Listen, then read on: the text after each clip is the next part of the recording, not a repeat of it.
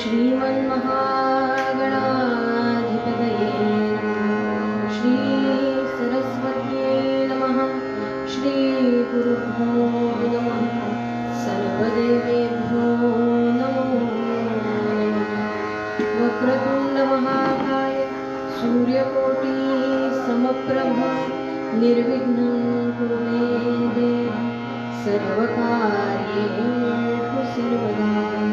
गुरुर्ब्रह्मा गुरुर्विष्णुः गुरुर्देवो महेश्वरः गुरुः साक्षात् परब्रह्म तस्मै श्री गुरवे नमः।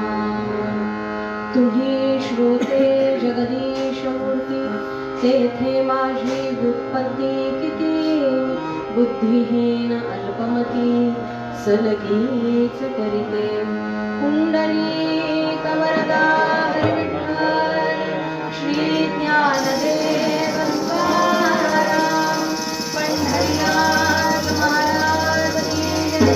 देवर्षी नारद महाराज की जय। आर्य सनातन वैदिक हिंदू धर्म की जय। भारत माता की जय। गो माता की जय। जय जय रघुवीर समर्थ मंगलमूर्ति मोरया। अनंत कोटि ब्रह्मांड नायक राजाधिराज योगिराज सच्चिदानंद सद्गुरु श्री गजानन महाराज की जय।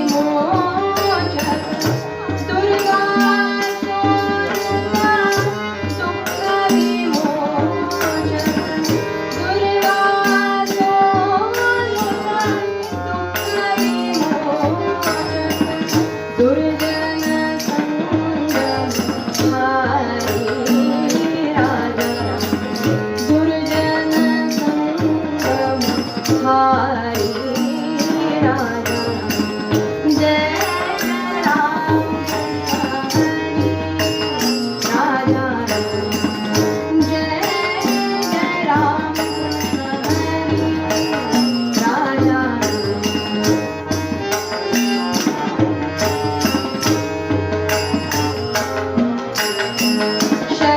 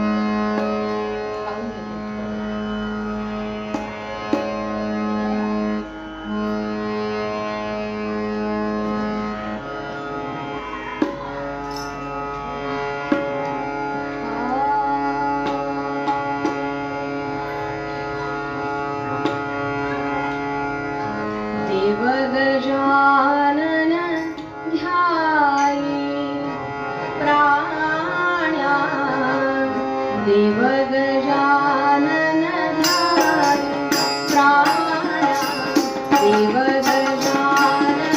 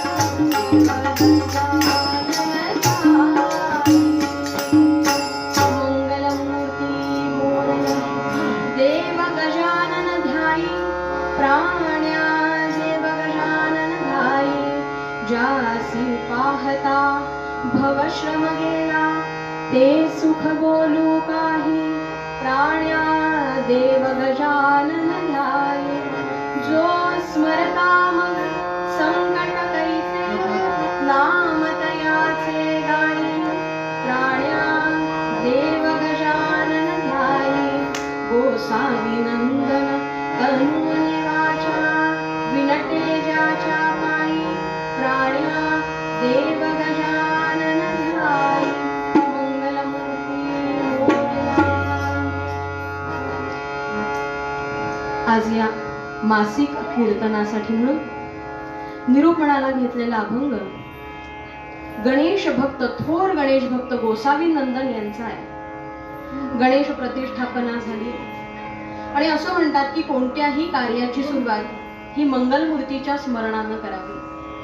आपळे बुवांनी कीर्तन महोत्सवानी सुरुवात करून दिली, पण मासिक कीर्तनामधलं पहिलं कीर्तन म्हणून ते मंगलमूर्तींच्या चरणी अर्पण करावं या हेतूने आज निरूपणासाठी घेतलेला अभंग थोर गणेश भक्त जे तंजावरचे राहणारे होते असे गोसावी नंदन यांचा आहे.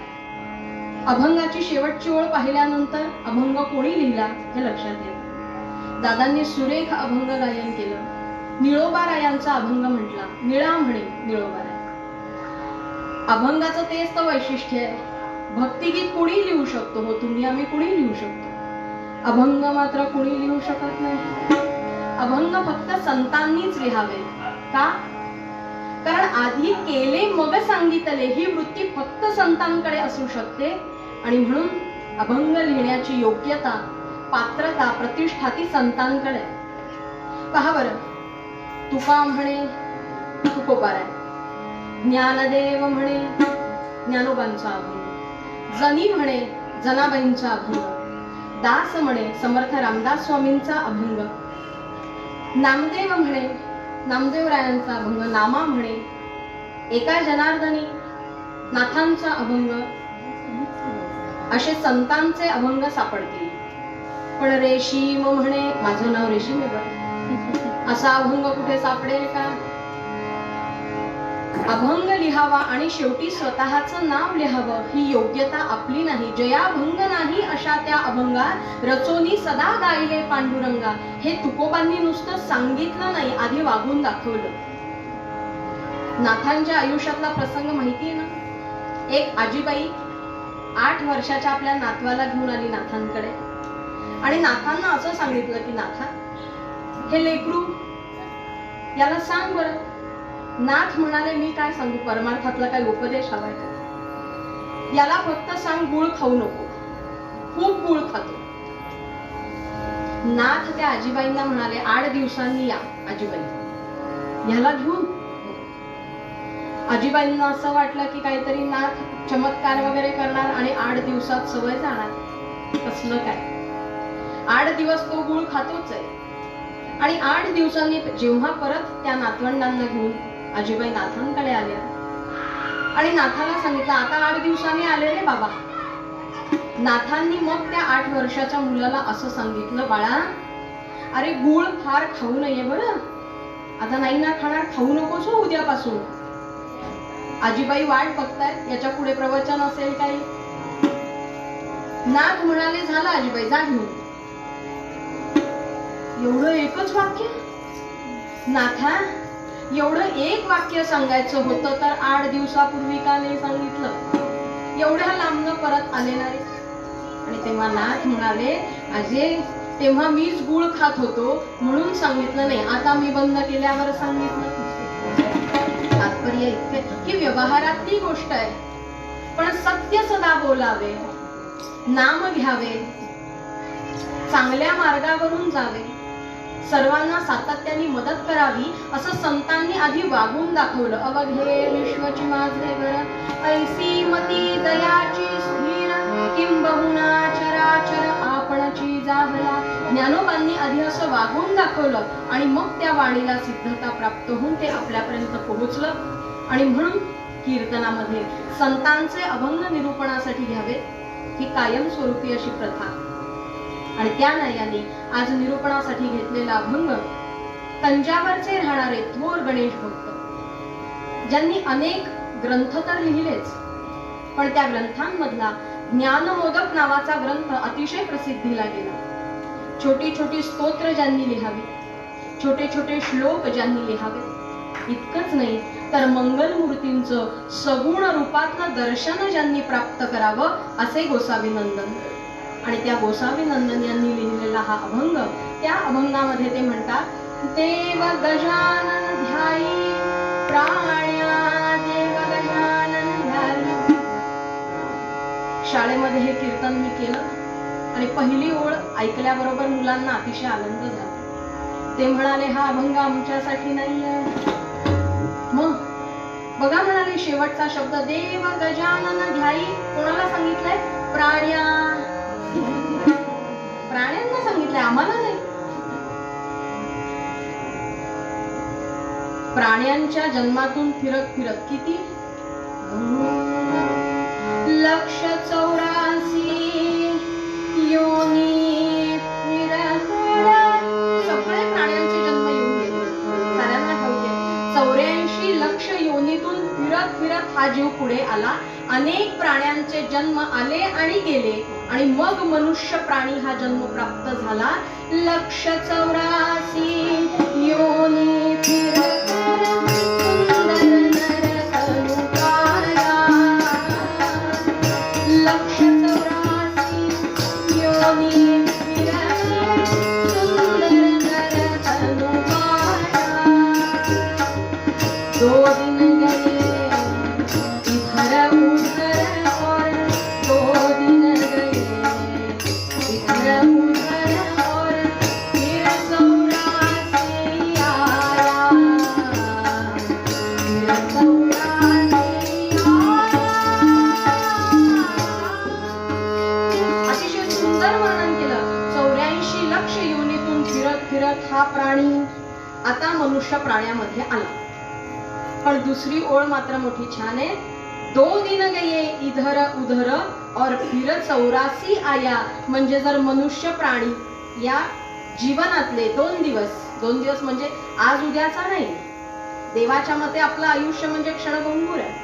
हे जर दिवस वाया घालवलेस मग पुढचा प्रवास कुठे? फिर 84 आया. मग सगळ्या प्राण्यांच्या जन्मातून फिरत फिरत परत यायचं. आणि ते दिवस वाया जाऊ नयेत असं वाटत असेल तर मनुष्याला कंसात द्यायला पाहिजे.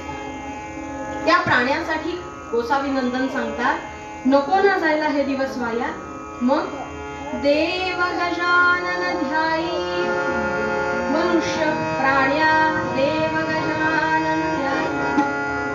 परत 84 लक्ष योनीमध्ये प्रवासाला जायचं नसेल तर मात्र या जीवनामध्ये एकच कर, देव गजानन ध्यायी. किती सोप्या भाषेत सांगावं. देव या शब्दाचा अर्थ दिव धातू आहे, प्रकाशमान होणे. म्हणजे जो स्वतः प्रकाशमान आहे आणि इतरांनाही तेवढाच प्रकाशमान करू शकतो असा देव, त्या गजाननाला ध्यान करायला समोर ठेव. ध्यायी या शब्दाचा अर्थ ध्यान करणे. मराठी भाषेमध्ये एकाच शब्दाचे अनेक अर्थ आहेत. सकाळी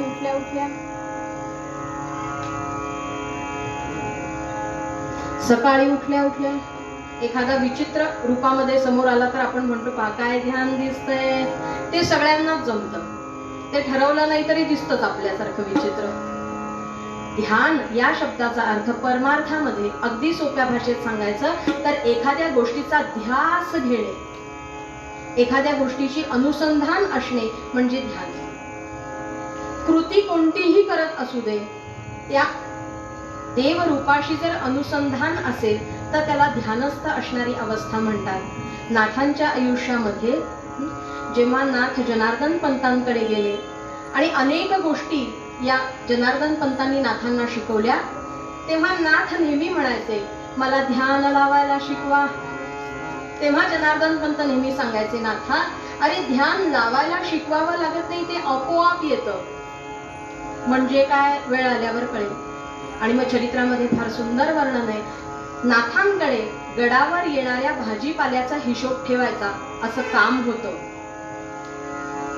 तुम्ही म्हणाल काय सोपं काम आहे? आपल्यासारख्यांसाठी सोपं आहे. कारण जमा आणि खर्च याचा ताळमेळ लागला पाहिजे असा नियम होता.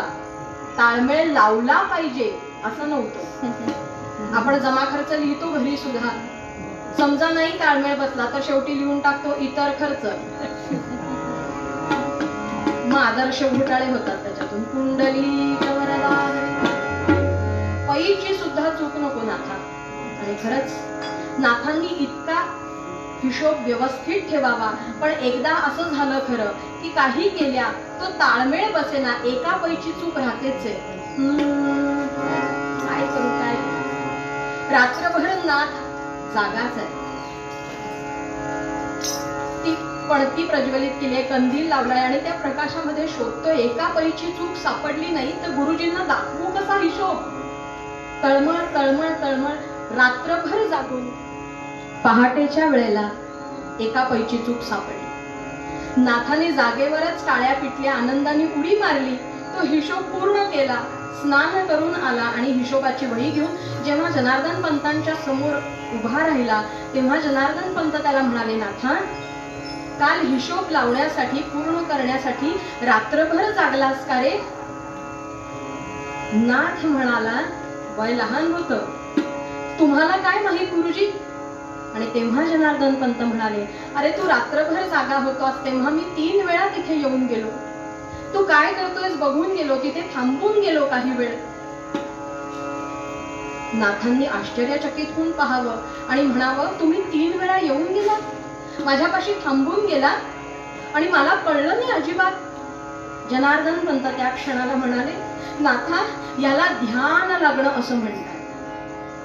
आता फक्त समोर असलेल्या ज्या हिशोबाच्या चोपड्या आहेत ना त्या बाजूला ठेव बाळा आणि त्या ठिकाणी भगवत स्वरूपाला ठेव. गुरुकंठ भरोनी आला, गुरुकंठ भरोनी आला, पाहुणी नाथ तोषाला, देवा घेऊनी जवळना थारा पुरवाळुनीच्या मुख कमला देधवा म्हणतो ऐक रे बाळा हा व्यर्थ आनंदाची सगळा शोधून काढ धनवीरा मग मात्र सदा तू झुलती सदा तू झुलती आनंदे कठीण भव करती देधवा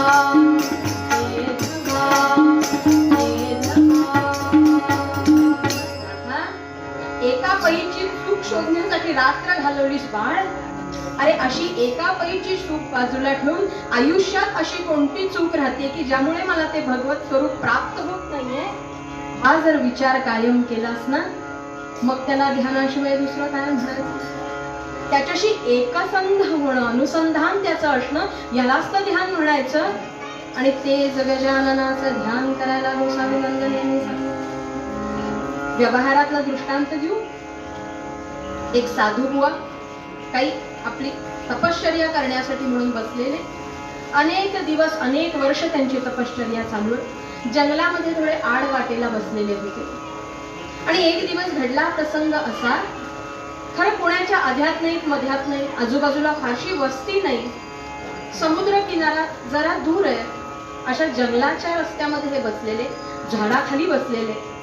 आणि एक दिवस मात्र घडली घटना अशी. साधूबुवांचं ध्यान लागलं.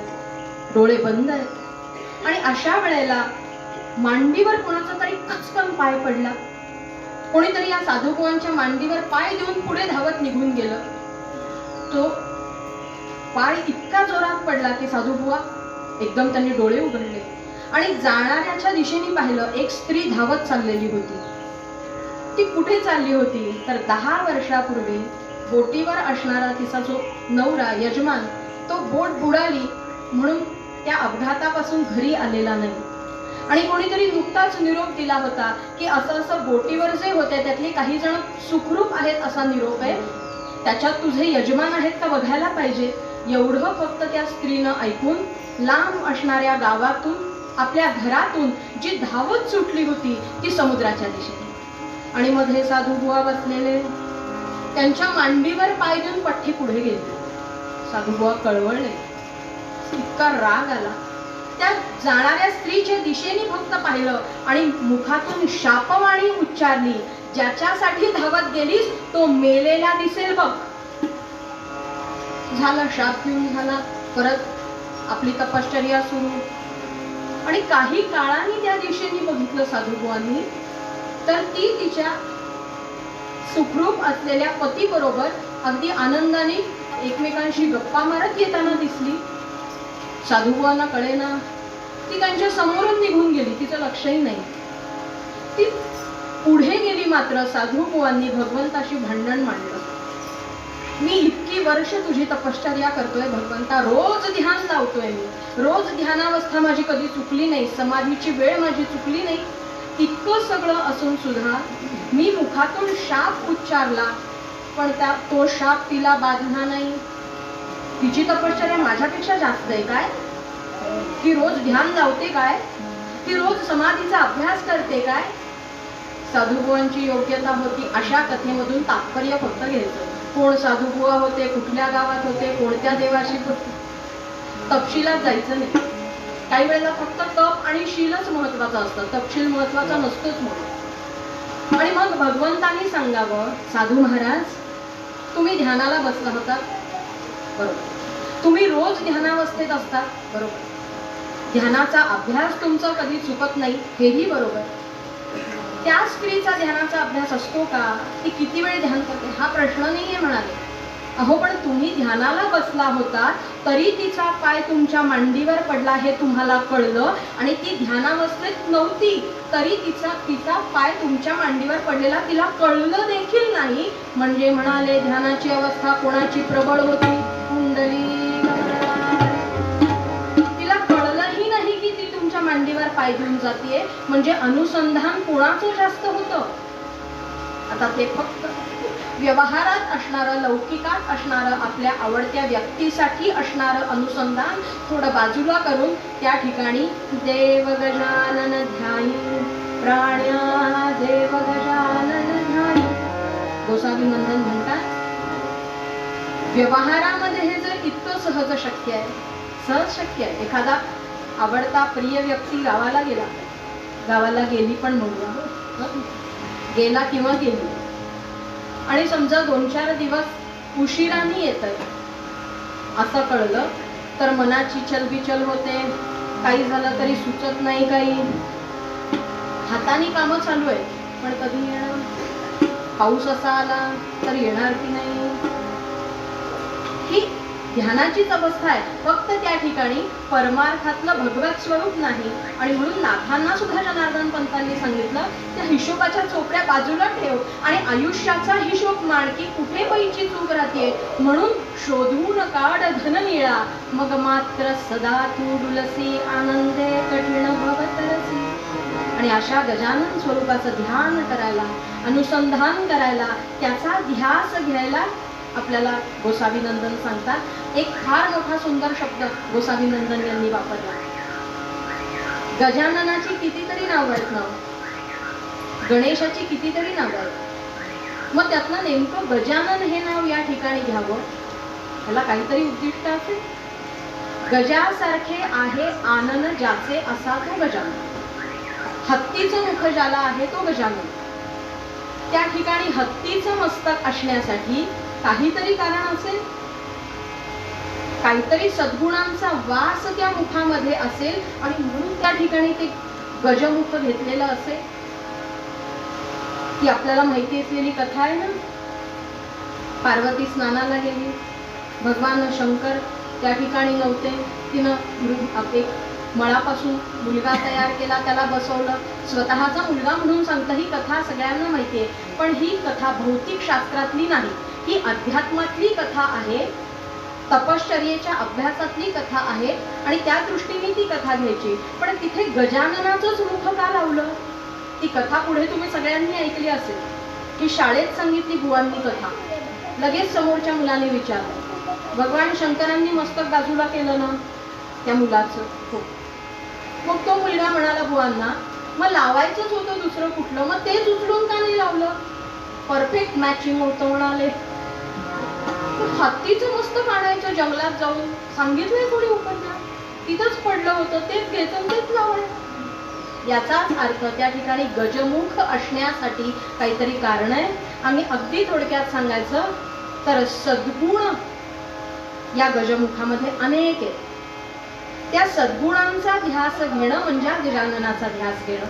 एक जर सद्गुण थोडक्यात पाहिला तर गजाननाचं पहिलं मस्तक नजरेला येईल. त्या मस्तकातून काय शिकावं? गजाननाची मूर्ती पाहिली, गजाननाच्या मुखाबद्दलच आपण फक्त पूर्वरंगात बोलूया. ते मस्तक म्हणजे काय? गणेशासारखं मस्तक हवं म्हणजे काय? तर कोणत्याही संकटाला धडक देण्याची तयारी ज्या मस्तकात असते ते मस्तक म्हणजे गजाननाचं मस्तक. हत्तीचं मस्तक पहा कशासाठी वापरतात. पूर्वीच्या काळी तुम्ही दूरदर्शनवर पाहिलं असेल, मोठी मोठी युद्ध जेव्हा असायची तेव्हा शत्रूच्या किल्ल्याची मोठी प्रवेशद्वार फोडण्यासाठी गजदळ नेलं जायचं. कारण त्या प्रवेशद्वारांना लांब लांब खिळे असायचे लोखंडी. तर ते लोखंडी खिळे असणारा प्रवेशद्वार आपोआप बंद होतोय बरं का. लोखंडी खिळे असणारा प्रवेशद्वार कोणाच्या तरी ताकदीने कुठलं पाहिजे आणि गजदळ नेलं जायचं आणि हत्तीच्या मस्तकाची धडक देऊन ते प्रवेशद्वार फोडलं जायचं. शाळेतल्या मुलांनी लगेच बुवांना सांगितलं, हे त्यात काय अवघडे म्हणाले, हत्ती धडक देतो कारण त्याला चिलखत घातलेलं असतं. पण आपले बुवाच ते बुवा म्हणाले, तुझ्या डोक्याला घालू का? तुझ्या डोक्याला जर लोखंडी चिलखत घातलं तर तू धडक देशील का? बरोबर उलटी गोष्ट आहे. बुवा सांगतात की धडक देण्याची तयारी हत्ती दाखवतो म्हणून संरक्षण म्हणून चिलखत घालून ठेवलं. असं जर मस्तक माझ्याकडे असेल तर गणेश भक्त म्हणायला हरकत नाही. मला ज्ञानोबांनी ज्ञानेश्वरीच्या पूर्वी गणेश वंदना लिहिली, ओम नमोजी आज्ञा. ती नुसती लिहिली नाही होत, आयुष्यभर संकटांना धडक दिली. बालवयापासून समाधी अवस्थेपर्यंत जाईपर्यंत ज्ञानोबांचं चरित्र पाहिलं तर प्रत्येक क्षणाला संकटच संकट उभं आहे, पण मस्तक कसं आहे गजाननासारखं. आणि म्हणून तुकोबा सुद्धा त्यांचं वर्णन करतात, ज्ञानियांचा राजा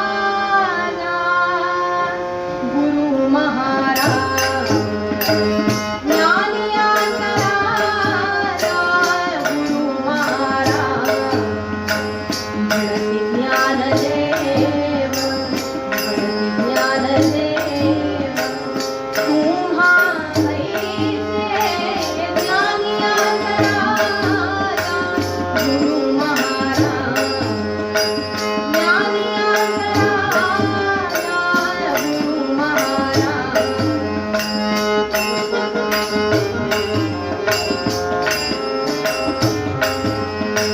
तुका म्हणे युक्तीची खोली, तुका म्हणे युक्तीची खोली, म्हणून ठेवली, म्हणून ठेवली पायी डोळी, पायी डोळी. ज्ञानियांचा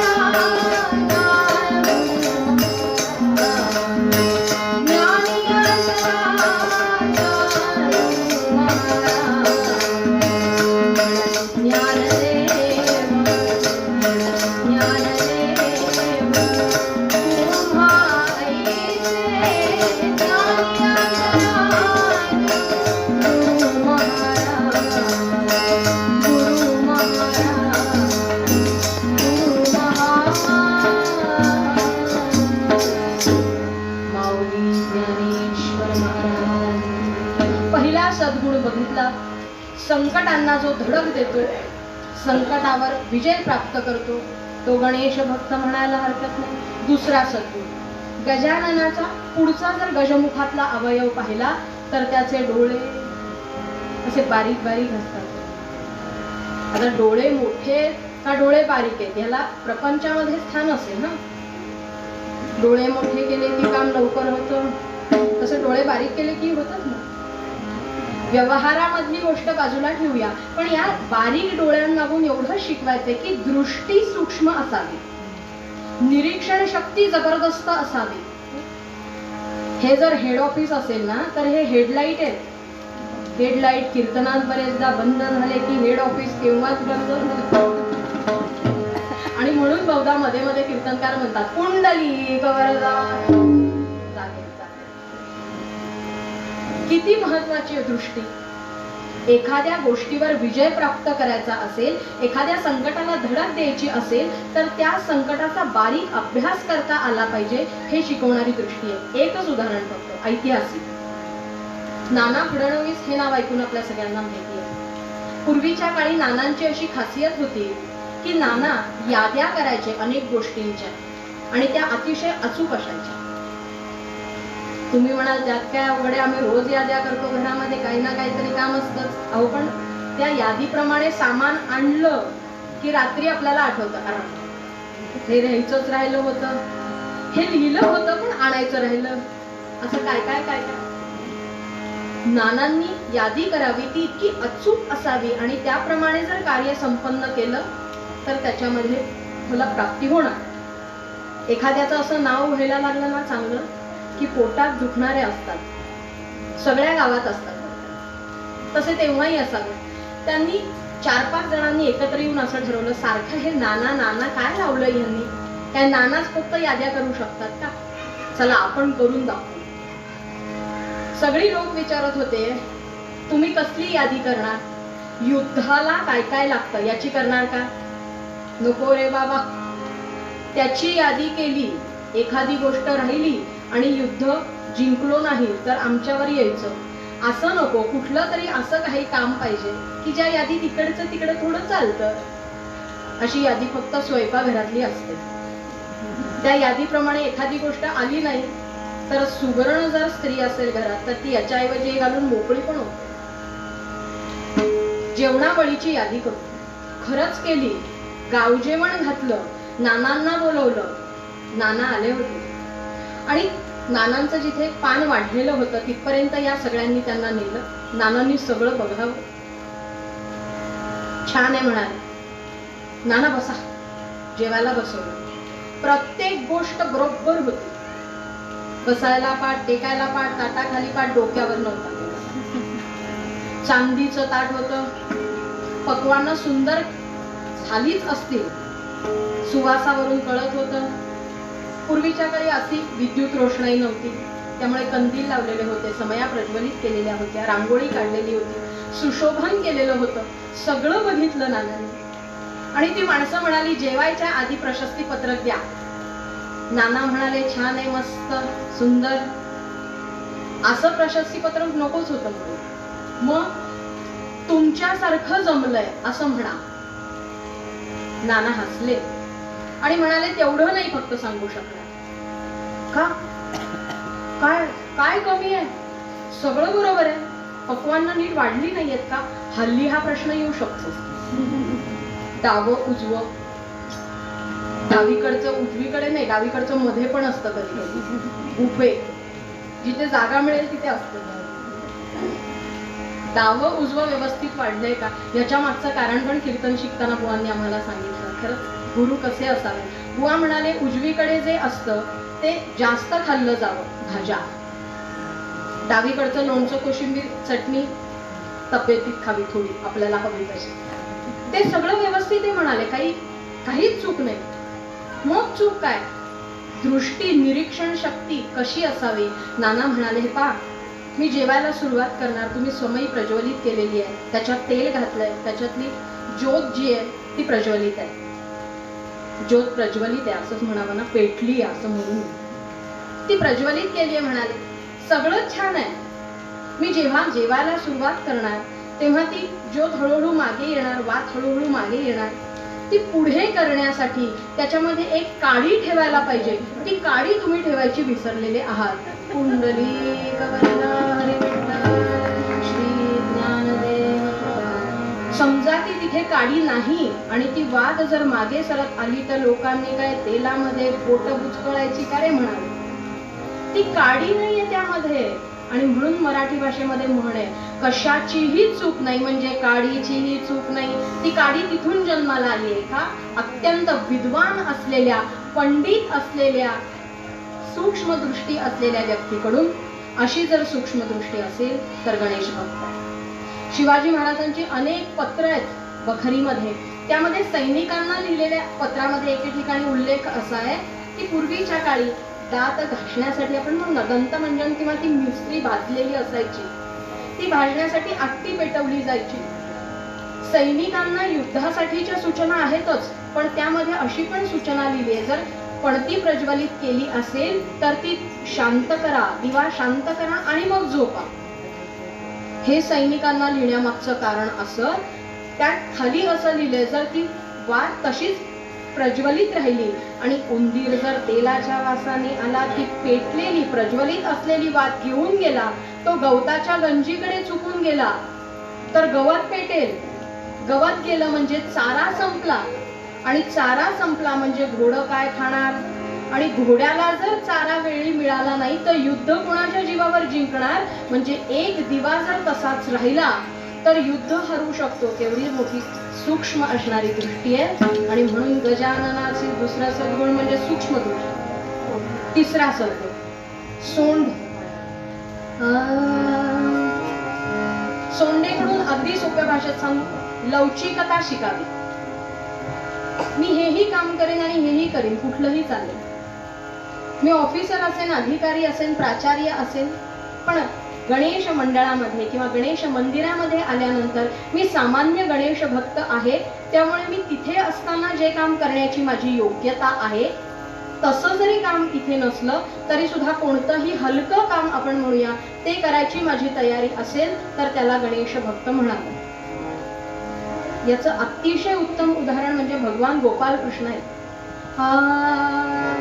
भक्ताची या सेवेसाठी, साधूची या काजासाठी सोडली मिला सोडली लाज रे साधूच्या प्रेमासाठी भक्ताच्या कानासाठी सोडली लाज रे सोडली लाज रे धुतो अर्जुनाचे घोडे सदा राही मागे पुढे धुतो अर्जुनाचे घोडे सदा राही पाहतो भिल्लीची गोरे सांडोलिया माजरे पाहतो भिल्लीची गोरे सांडोलिया माजरे भक्ताचिया प्रेमासाठी साधूचिया सेवेसाठी भक्ताचिया प्रेमासाठी साधूचिया कामासाठी सोडली लाज रे सोडली लाज रे सोडली लाज. भगवान गोपाल कृष्णांचं चरित्र पाहिल्यावर लक्षात येईल पूर्ण पुरुषोत्तम असणारे भगवंत पण वेळी पत्रावळी उचलायला येतात. राजसूय यज्ञाच्या वेळेला भगवंतांनी घेतलेलं काम आलेल्या अतिथींचे पाय धुणे हे काम सुद्धा माझी करायची तयारी आहे म्हणाले. माझी बहीण जर जेवायला वाढणार असेल तर उष्टी पत्रावळी उचलायचं काम मी करीन. याला लवचिकता म्हणतात योग्य तिथे. असं कीर्तन एका मुलाने ऐकलं आणि तो कीर्तनानंतर भेटायला आला मला. तो म्हणाला मी असं वागतो घरात, माझी बहीण अर्ध काम करते आणि अर्ध काम मी करतो. म्हणलं तुझं नाव सांग, यापुढे कीर्तनात गोपालकृष्णानंतर तुझंच सांगेन नाव आणि काय काय करतोस ते पण सांग. तो म्हणाला बहीण अर्ध काम करते म्हणजे ती स्वयंपाक करते आणि अर्ध काम मी करतो, जेवून घेतो. बरं मी जेवलो, मी माझं काम केलं की ती उष्टात खरकटे ताटल्या उचलते. तिने अंथरूण घातलं की मी झोपून घेतो, अर्ध ती अर्ध मी, असं आम्ही ठरवलेलं. असं नाही. खरोखर जिथे माझी योग्यता याही पेक्षा वरचढ काम करण्याची आहे. हत्तीच्या सोंडेमधला हा सद्गुण आहे. कारण दूरदर्शनवर अनेक नॅशनल जिओग्राफी वगैरे लागतात ना, त्याच्यामध्ये अनेकदा हत्तींबद्दल पण काही काही माहिती सांगतात. त्या एका दिवशीच्या त्या एपिसोडमध्ये माहिती अशी सांगितली होती की हत्ती मोठे मोठे लाकडाचे ओंडके उचलून नेतात. सोंडेची तेवढी ताकद असते, मोठा लाकडाचा ओंडका इकडून तिकडे नेता येईल अशी योग्यता सोंडेची आहे. पण एखाद दिवस जर सुईसारखी छोटी गोष्ट उचलायची वेळ आली तरी सुद्धा ती सुईसारखी एखादी छोटी गोष्ट उचलून सुद्धा माहुताकडे द्यावी ही तयारी आहे हत्तीची. आणि ही तयारी असण्यासाठी ती सुई दिसण्याची ही डोळ्यांची तयारी. म्हणून सूक्ष्मदृष्टी. आपल्याला गादीवर पडलेली सुद्धा दिसत नाही, बसल्यावर कळतं आपण सकाळीच इथे शिवत होतो वाटतं. हत्तीच्या उंचीवरून खाली पडलेली सुई सदृश वस्तू दिसणं आणि दिसल्यावरती उचलून ज्याला हवी त्याला देणं, या दोन्ही योग्यता ज्याच्याकडे आहेत ना तो गणेश भक्त म्हणायला हरकत नाही. दोनच गोष्टी राहिल्या गजाननातल्या, गजमुखातल्या, सुपासारखे कान आणि दात. सुपासारखे कान म्हणजे पूर्वीच्या काळी स्वयंपाकघरामध्ये सूप नावाची एक गोष्ट वापरली जायची. आता हॉटेलमध्ये मिळतं ते सूप नाही. त्याचा सद्गुण इतकाच होता की सुपामध्ये धान्य घेऊन पाखडल्यानंतर पोलपट उडून जायची आणि धान्य चांगलं आत राहायचं. हा सद्गुण ज्याच्या कानामध्ये आहे खऱ्या अर्थाने गणेश भक्त आहे. लोकांनी काहीही सांगू दे, ज्या गोष्टीवर विचार करायला गरजेचाच नाही ती गोष्ट विचारात घ्यायचीच नाही आणि जे आवश्यक आहे तेवढंच कानात ठेवायचं. आपल्याकडे बरेचदा असं दिसतं धान्यापेक्षा फुलपटांवर चर्चा जास्त आहे. कीर्तनामध्ये काही काही गोष्टी हितोपदेश म्हणून सांगितल्या जातात की माणसांनी तसं वागू नये म्हणून. त्यातली एक कथा आहे अशी. एक साधू बुवा रात्रीचा प्रवास नको करायला म्हणून एका घराच्या समोर थांबले. दार वाजवलं. घरामध्ये जी गृहलक्ष्मी होती तिने ओसरीवरच अंथरूण त्यांना घालून दिलं आणि ती फक्त एवढंच म्हणाली, साधूबुवा आपल्याला काही लागलं तर सांगा. साधूबुवा म्हणाले, मी कोणाकडे काही खात नाही पण दुग्ध प्राशन करतो, मला चालेल. नेमकं घरातलं दूध संपलं होतं. आता नाही म्हणायचं नाही. मागच्या दाराने, मागच्या दाराचा असा पण उपयोग, मागच्या दाराने शेजारच्या घरी गेली एवढंसं दूध आणलं पेल्यामध्ये, साधुकुवांना दिलं. साधुकुवा गेले ना त्या दिवशी रात्री. कसे काय गेले? दूध प्यायल्यानंतर गेले, म्हणजे दुधात काहीतरी होतं. आता गावभर चर्चा, गेले कशाने साधुकुवा, पण कोणालाच माहिती नाही काय झालं. वरती देवाच्या दरबारामध्ये निर्णय करायची वेळ आली. तिथे निर्णय करायला एक खूप चांगली व्यक्ती बसवली आहे बरं का. तिचं नाव चित्रगुप्त असं आहे, जी सगळी गुप्त चित्र काढतो आपण, जी बाकी कोणाला दिसत नाही, एकट्या चित्रगुप्ताला दिसतात. आपल्याला असं वाटतं कोणीच बघत नाही, पण त्याला बरोबर दिसतं. त्यांनी बघितलं. भगवंत म्हणाले, हे पहा, साधुकुवा गेले, नैसर्गिक मृत्यू नाहीये, त्याच्या बदल्यात कोणीतरी वर आलं पाहिजे ना. कोणाला आणणार? ते चित्रगुप्तानी फाईल ओपन केली हो सगळी. ज्या स्त्रीने दूध दिलं होतं त्याच्यामध्ये विष होतं. म्हणजे हिने विष घातलं का? नाही नाही नाही नाही, हिने नाही घातलं. मग शेजारच्या बाईनी देताना घातलं का? रात्रीच्या वेळेला आली मागायला? नाही नाही नाही नाही, तिने पण नाही घातलं. मग भगवंत म्हणाले, नीट सांगा काहीतरी. अहो काय झालंय म्हणाले, जंगलातली घरं आहेत ती सगळी, आणि दिवसा त्या घारीला काही मिळालं नसेल, रात्रीच्या वेळेला तिला तो सर्प मिळाला. ही बरोबर तो पेला घेऊन येत असणाराच तो सर्प त्या घारीच्या पंजामध्ये सापडलेला. मग घारीला म्हणावर तिच्यामुळे गेलाय ना. घारीचा काय संबंध आहे म्हणाले, सापाचं विष आहे. मग जाऊ दे, सापाला आणा, कोणाला तरी एकाच्या बदल्यात वर आणा.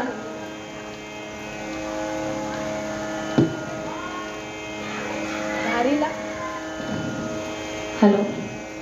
घारीला आणून उपयोगाचं नाही, कारण विष तिचं नाहीये. मग सर्पाला आणायचं का? अहो सर्पाला कशाला म्हणून आणायचं? त्याची मान आवळल्यानंतर विष बाहेर येणार. कोणा काय नैसर्गिक म्हणाले हे? भगवंत म्हणाले, पा तो साधुकुवा गेलाय, त्याच्या बदल्यात कोणीतरी आलं पाहिजे, हे तर नक्की आहे. काय करूया? आणि चित्रगुप्ताने योग्य निर्णय सांगितला. भगवंताला म्हणाले, युक्ती सांगू का भगवंता? भगवंत म्हणाले, सांग. असं करूया, उद्या सकाळपर्यंत वाट पाहू. म्हणजे काय होणार? हो, उद्या सकाळपर्यंत काहीच करायला नको. सकाळच्या वेळेला पारावर बघा, काही काही माणसं बसलेली असतील, ती चर्चा करत असतील, आज काय झालं याची. म्हणजे त्याच्यातून आपल्याला काही मिळेल का हिंट? नाही हो, त्यातनं काहीच मिळत नाही. अशा माणसांच्या चर्चेतून काहीच प्राप्त होत नाही, कारण त्यांनाच काही माहित नसतं. धान्यातलं काहीच माहिती नाहीये. फुलपटांवर चर्चा. ती बाईच कशी होती? तिनंच दिलं असेल साधुबुवांना विष. नाही हो, ती शेजारची बाई ती कशी आहे, अशी जे चर्चा करत असतील, भगवंत म्हणाले, चांगली युक्ती आहे. अशी चर्चा करणाऱ्या सगळ्यांना उचलून आणा म्हणे. एकाच्या बदल्यात 8 वर आले तरी चालतील. कुंडली वरदा हरी विठ्ठल हे शिकवण्यासाठी आहे की धान्य सोडून फुलपटांवर चर्चा नको. आणि शेवटचा सद्गुण, त्या शेवटच्या अवयवातून गजमुखाच्या दात. दाताकडून इतकं शिकावं. हत्तीचे जर दात पाहिले ना, हस्तिदंत जे दिसतात ते दात त्याचे खायचे नसतात बरं का. हत्तीच्या तोंडात खायचे दात वेगळे. मराठीत म्हणे ना, खायचे दात वेगळे असावे, दाखवायचे वेगळे. ती चांगल्या अर्थी घ्या. भरपूर चांगलं काम करावं, पण दाखवावे 2 दातांनी इतकंच. 32 दातांनी इतकं करावं, पण सारखे 32 दात दाखवू नयेत ना. आपलं बरोबर उलट होतं. 2 दातांनी इतकं काम आणि 32 दातांसारखं आपण दाखवतो. करावं भरपूर. म्हणून आपल्याकडे अशी म्हणे पहा, एका कानाचं दुसऱ्या कानाला कळता कामा नये. चांगलं हस्तिदंता म्हणजे हत्तीच्या दातामधून हे शिकायला मिळतं. देव गजानन ध्याही. हे 5 सद्गुण ज्याच्याकडे आहेत ना, त्या सद्गुणांचा जर ध्यास घ्यायचा प्रयत्न केला तर पहिलं चरण पूर्ण झालं. देव गजानन ध्यायी प्राण्या देव गजानन ध्यायी. ज्यासी पाहता भव श्रम गेला ते सुख बोलू काही प्राण्या देव गजानन ध्यायी. ज्याला पाहिल्यानंतर, ज्याचं दर्शन घेतल्यानंतर भवश्रम, भव म्हणजे संसार प्रपंच, त्याचा श्रम, त्यातली येणारी थकवा निघून जातो, असा एक अर्थ झाला. आणि दुसरा भव या शब्दाचा अर्थ भगवान शंकर असा आहे. भगवान शंकरांचं जेव्हा राक्षसाशी युद्ध झालं आणि काहीही करून ते युद्ध भगवान शंकरांकडे विजय प्राप्त करून देईना. तेव्हा नारदांनी विचारला होता प्रश्न भगवान शंकरांना, तुम्ही मंगलमूर्तीचं दर्शन घेतलं होतं काय? आपल्या मनामध्ये प्रश्न येईल, वडिलांनी काय मुलाचं दर्शन घेऊन जायचं का? हा प्रश्न नाही आहे इथे. मंगलमूर्ती म्हणजे ओंकार प्रधान रूप गणेशाचे, ते तिन्ही देवांचे जन्मस्थान. भगवान शंकर आणि पार्वती मातेच्या पोटी झाला तो गजाननाचा अवतार आहे. कश्यप ऋषी आणि आदिती माता यांच्या पोटी झाला तो मंगलमूर्तीचा अवतार आहे. पण सगळ्यात पहिलं कोण असेल तर ओंकार प्रधान, त्याचं तुम्ही दर्शन घेतलं काय? आणि भगवान शंकर म्हणाले, नाही, नारदांनी सांगावं त्याचं दर्शन घेऊन या, त्याशिवाय विजय प्राप्त होणार नाही. विद्यारंभे विवाहे च प्रवेशे निर्गमे तथा संग्रामे संकटे चैव विघ्नस्तस्य न जायते मंगलमूर्ती मोरया.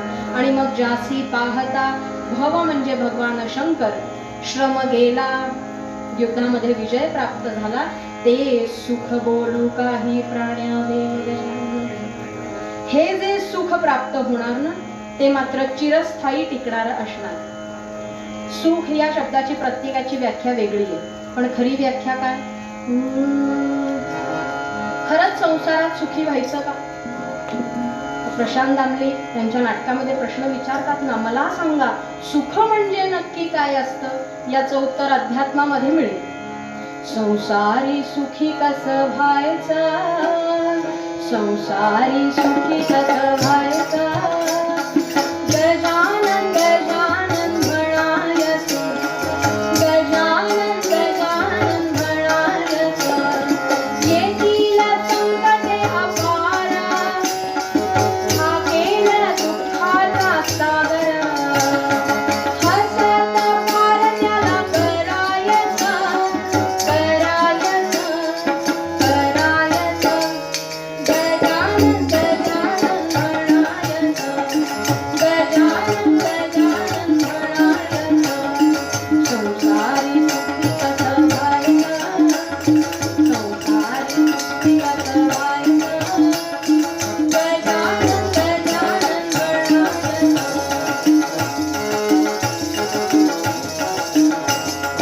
मिळेल फुल कधी नाही, टोचतील काटे कधी पायी, मिळेल फुल कधी नाही, टोचतील काटे कधी पायी, जे जे मिळेल ते घ्यायचं, जे जे मिळेल ते घ्यायचं, घ्यायचं, घ्यायचं, गजानन गजानन म्हणायचं, गजानन गजानन म्हणायचं, संसारी सुखी कसं व्हायचं, संसारी सुखी कसं व्हायचं, गजानन गजानन म्हणायचं, गजानन गजानन म्हणायचं, गजानन गजानन म्हणायचं.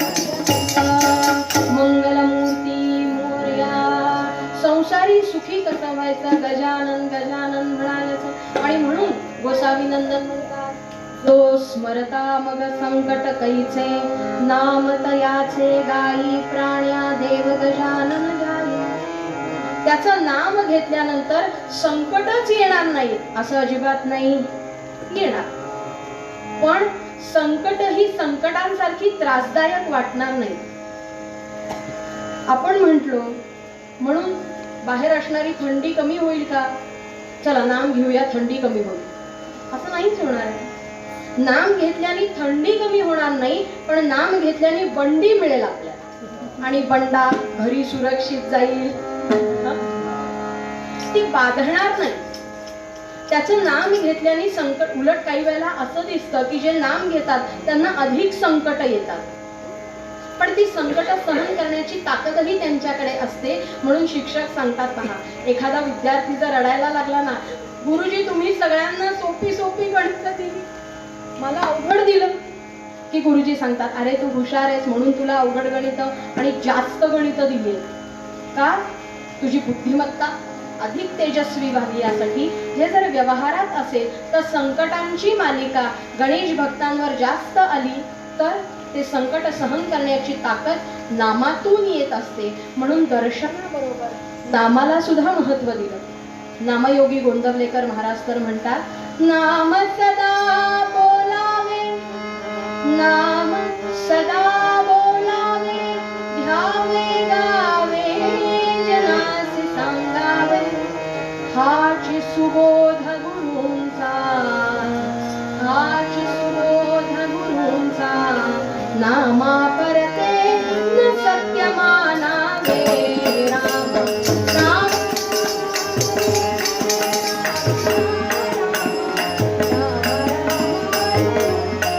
राम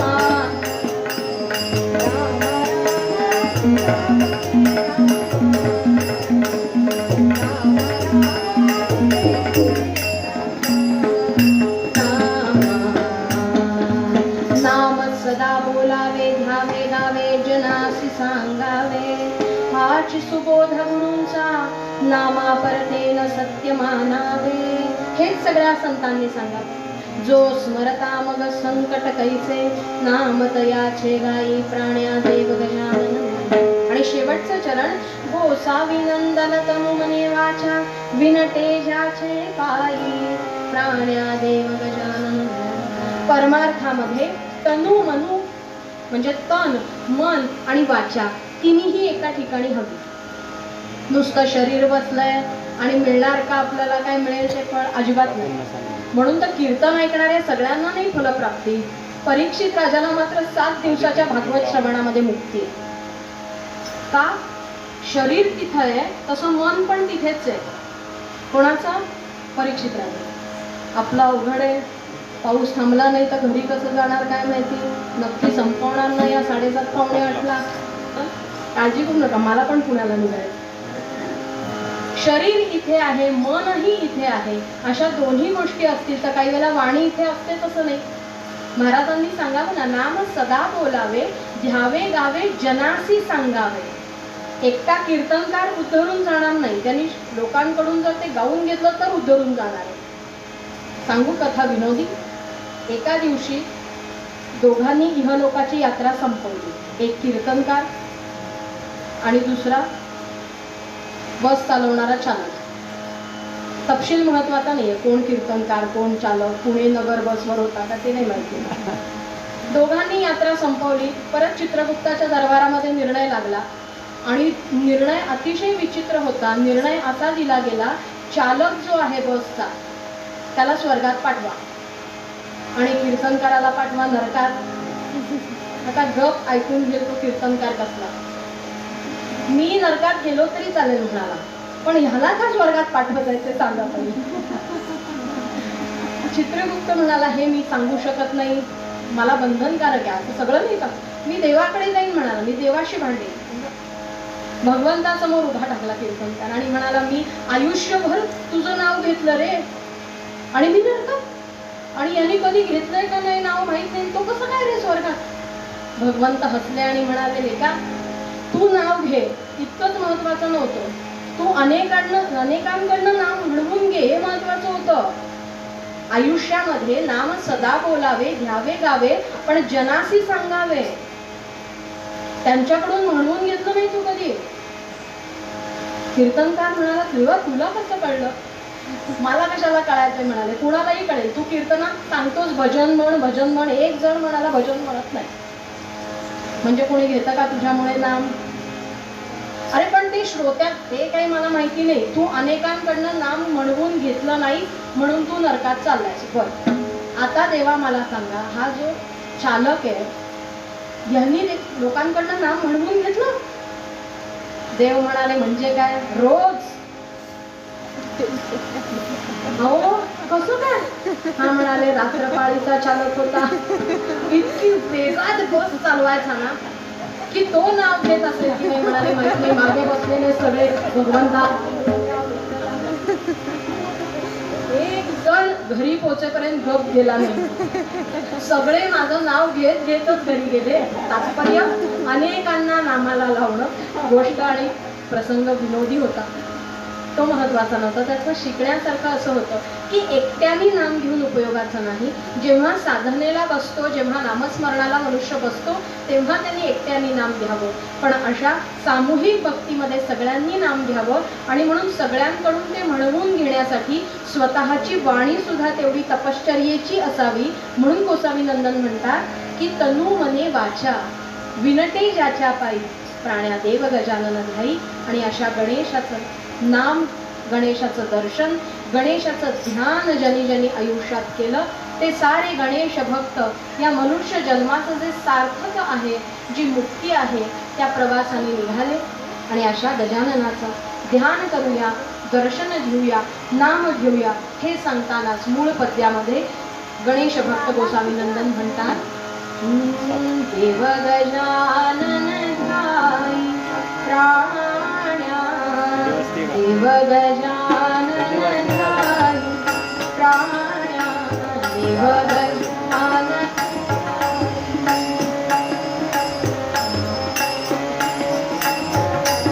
ती धरेल, तू फक्त जा, ती धरेल काढ.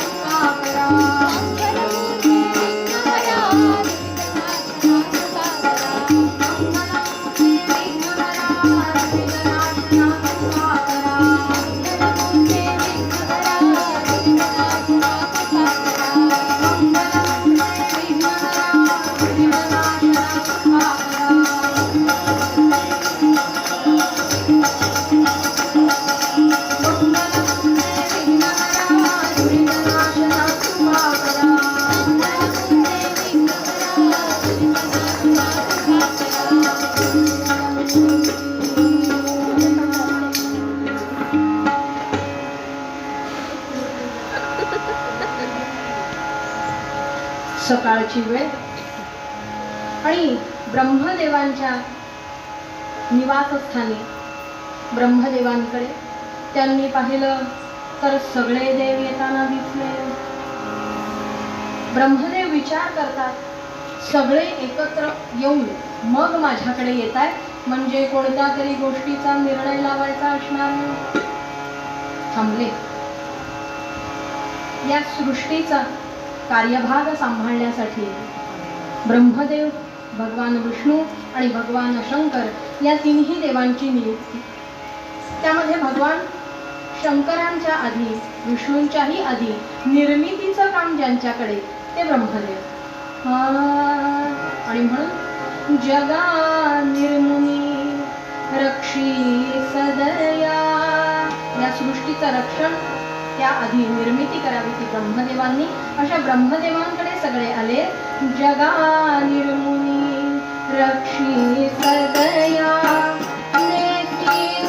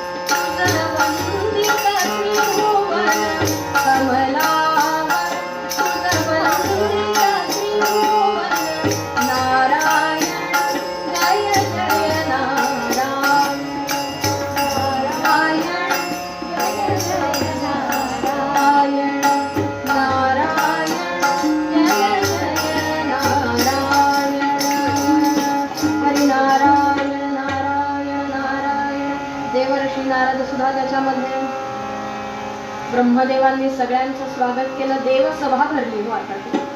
आणि ब्रह्मदेवांनी प्रश्न विचारावा. सगळे एकत्र मिळून काहीतरी ठरवून आलेले दिसतात. म्हणजे फक्त ठराव पास करण्यासाठीच माझ्याकडे आलाय का? देवांनी सांगावं नाही नाही नाही, एक निर्णय तुमच्या समोर मांडायचा आहे. अर्थात निर्णय आम्ही सांगणार नाहीच आहे, आम्ही फक्त प्रश्न मांडणार, निर्णय तुम्ही सांगायचा. ब्रह्मदेव म्हणाले हरकत नाही. कोणता निर्णय घ्यायचा मी? आणि सगळ्या देवांनी एकाकडे प्रतिनिधित्व दिलं. त्यांनी उठून सांगावं असं आहे ब्रह्मदेव. आमच्यापैकी प्रत्येकाला कोणत्या तरी व्रताच्या पूर्वी किंवा कोणत्या तरी उत्सवासाठी, कोणत्या तरी सणासाठी म्हणून पूजेचा मान आहे. बघा ना, नवरात्र आलं, भगवतीला नमस्कार आहे. प्रतिष्ठापना झाली, मंगलमूर्तींना नमस्कार आहे. महाशिवरात्र आली, भगवान शंकरांचं रूप. आषाढी एकादशी आली, पांडुरंग. गुरुपौर्णिमा आली, गुरुदेव दत्त. असं सगळ्यांना म्हणाल. इतकंच नाही, मर्त्या लोकांमध्ये तर वार वाटून घेतले. सोमवारी शंकरा पूजिले,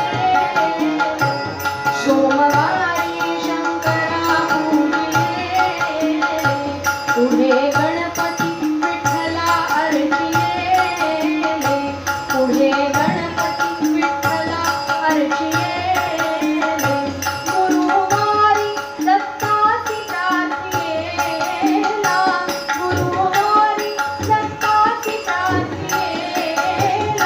पुढे हनुमंत आनंद झाला, पुढे हनुमंत आनंद झाला. बघा ना, सोमवारी भगवान शंकरांना जावं, मंगळवारी गणपतीला जावं, बुधवारी विठ्ठलाला जावं, गुरुवारी दत्तात्रेयांना जावं, शुक्रवारी देवीला जावं, शनिवारी मारुतीला जावं, रविवारी सुट्टी घ्यावी. नाही, परमार्थात नाही. खंडोबाला जावं, सूर्याला नमस्कार करावा. प्रत्येकाने ठरवून घेतलंय. काही माणसं याच्या पुढची असतात हो.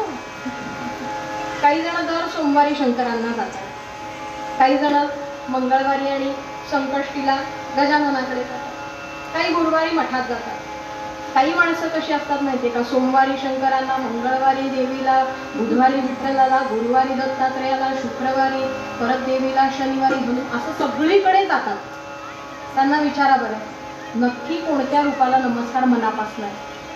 तेव्हा ते म्हणतात असं काही नाहीये, आपल्या सगळ्यांना नमस्कार करून ठेवायचा. निवडणुकीत कोणी आलं तरी चालेल, प्रत्येक पक्षामध्ये आपापला एक हवा कुंडली, एक तर एक. परमार्थामध्ये नियम आहे. उपास्य दैवत एक, साधना एक, नामसाधना एक. आकाशात पतितं तोयं यथा गच्छति सागरं, सर्वदेव नमस्कारं केशवं प्रति गच्छति. ते तत्व एक आहे, मान्य आहे, पण त्यापर्यंत जाण्याचा रस्ता अनेक रस्ते आहेत. त्यातला आपल्याला रुचेल, पचेल आणि गुरूंनी सांगितला म्हणून त्या एकाच रस्त्यावरनं पुढे जातो. हे सगळं बरोबर आहे म्हणाल. ब्रह्मदेवांना सगळे देव सांगतात, आमची सगळ्यांची पूजा होते, आमचं सगळ्यांचं स्मरण होतं, सगळ्यांना प्रार्थना असते. पण आज एक निर्णय तुम्ही असा करा की कोणताही सण असू दे, कोणताही उत्सव असू दे, कोणतंही व्रतवैकल्य असू दे, कोणतंही शुभकार्य असू दे, कोणताही यज्ञ असू दे, उपास्य दैवत वेगळं असलं तरी या सगळ्याच्या पूर्वी एकाची कोणाची तरी पूजा होईल आणि मग त्या देवतेचं पूजन होईल. याचाच अर्थ आमच्यापैकी एकाची निवड करा अग्रपूजेचा मान देण्यासाठी. नवरात्र असू दे, गणेश उत्सव असू दे, महाशिवरात्र असू दे, यज्ञामध्ये विष्णू याग असू दे, देवी याग असू दे, पूजेमध्ये सत्यनारायण असू दे, अजून कुठली असू दे, वास्तुशांत असू दे, गृहप्रवेश असू दे, लग्न असू दे, मौंजी बंधन असू दे, या सगळ्याच्या पूर्वी एकाचं कोणाचं तरी पूजन होईल. कोणाचं होईल तेच तर म्हणाले तुम्हाला निवडायचंय आमच्यापैकी एकाला. ब्रह्मदेव म्हणाले म्हणजे अग्रपूजेचा मान द्यायचा का तुमच्यापैकी कोणाला तरी? देवांनी सांगावं हो द्यायचा. अरे पण मग कोणाला तरी एकाला निवडण्यासाठी चाचणी परीक्षा घ्यावी लागेल.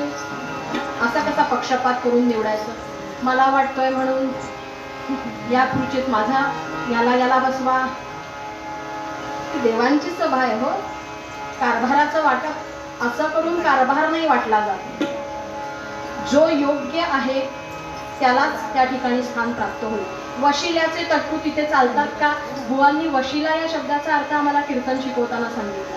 बुवा म्हणाले वशिला या शब्दाचा अर्थ इतकाच आहे, दादांनाही आठवत असेल. वय, शिक्षण, व म्हणजे वय, शिक्षण, शी आणि ला म्हणजे लायकी, हे तिन्ही ज्याच्याकडे नसतं पण त्यावर तिथे त्या ठिकाणी अधिकारावर असं देवांच्या सभेत नाही चालत. योग्य त्या मनुष्याने तिथं गेलं पाहिजे, म्हणून ते देवराज्य आहे. आणि ब्रह्मदेव म्हणाले तुमच्यापैकी एकाची निवड करण्यासाठी मी परीक्षा घेणार. त्यामध्ये जो यशस्वी होईल त्याला हा अग्रपूजेचा मान प्राप्त होईल. देव म्हणाले हरकत नाही, पण काय परीक्षेचं स्वरूप सांगा ना. MCQ असेल का? मध्ये कोरोना काळात आलं होतं ना, सविस्तर उत्तरं नाही, संदर्भाचं स्पष्टीकरण नाही, निबंध लेखन नाही, पत्रलेखन नाही, MCQ नी परीक्षा म्हणजे 4 पैकी एका पर्यायावर टिक करा असं घेणार. परीक्षा घेणार कुठली, स्वरूप काय? आणि ब्रह्मदेवांनी जाहीर केलं जो तुमच्यामध्ये सगळ्यात बुद्धिवान असेल ना त्याला अग्रपूजेचा मान मिळेल. बुद्धीची परीक्षा घेऊया. आपल्या संस्कृतीमध्ये बुद्धिमत्तेला फार महत्त्व आहे. बुद्धिमत्ता जर असेल तर कोणत्याही संकटांवर मात करता येते. एखादा व्यंग असेल पायाला, हाताला, डोळ्याला, कानाला, पण बुद्धिमान मनुष्य असेल तर त्या सगळ्यावर मात करून असं काही संशोधन करून दाखवेल. बुद्धीची पूजा आहे आपल्याकडे. आणि म्हणून ब्रह्मदेवांनी सांगावं तुमच्यापैकी जो बुद्धिवान असेल, याचा अर्थ बाकी सगळे निर्बुद्ध असतात असा नाही. ज्यांची नातवंड किंवा ज्यांची मुलं शाळेत जात आहेत त्यांना माहिती आहे का, स्कॉलरशिपची परीक्षा असते. म्हणजे काय असते तर वर्गामधली जरा जास्त बुद्धिमत्तेची मुलं बाजूला काढून त्यांना योग्य पद्धतीनं जास्त शिकवलं जातं.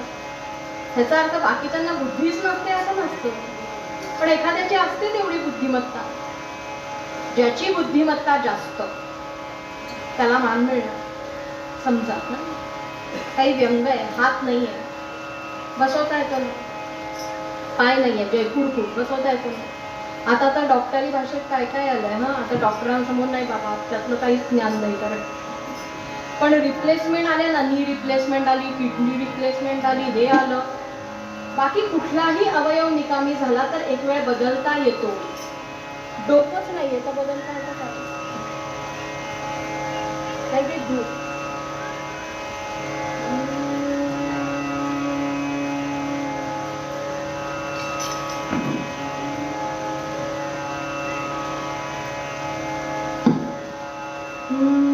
नाहीये. मस्तकाला, बुद्धीला आपल्या संस्कृतीमध्ये मान आहे. आणि म्हणून ब्रह्मदेवांनी सांगावं बुद्धिमान कोण असेल तो अग्रपूजेचा मानकरी ठरेल. बुद्धीची परीक्षा चालेल.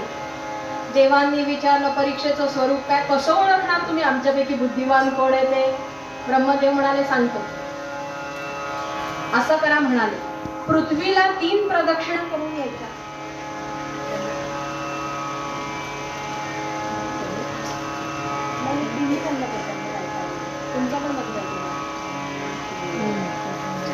बुद्धिमान असेल आणि त्याला अग्रपूजेचा मान मिळेल. ऐकलं मात्र सगळ्यांनी आपापली वाहनं सज्ज केली. सुरू का करू सुरू? ब्रह्मदेव म्हणाले थांबा, स्पर्धा जाहीर झाली, नियम सांगू दे. मग नियम सांगितले. शेवटचा नियम असा होता, परीक्षकांचा निर्णय अंतिम राहील. हा सगळीचकडे असतो. आताच्या काळात टेबलाखालनं निर्णय बदलू शकतो, तर ते देवान करायचं तिथे. ब्रह्मदेव म्हणाले लक्षात आलं, बुद्धीची परीक्षा आहे आणि पृथ्वीला जो प्रदक्षिणा करून 3 प्रदक्षिणा करून पहिला येईल त्याला हा मान प्राप्त होईल. सगळेजण वाहन घेऊन सज्ज. सगळ्यांनी विचारलं ब्रह्मदेवा आम्ही पायी पळू का वाहनात? ब्रह्मदेव म्हणाले कसेही जात, निकाल लागलाच आहे.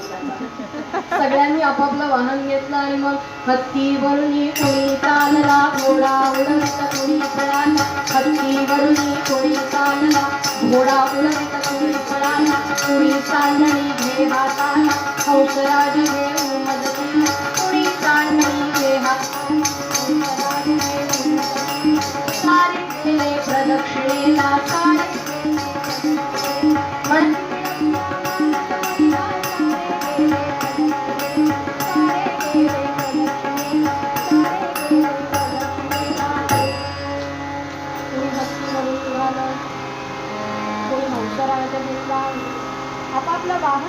केलं प्रत्येकाने.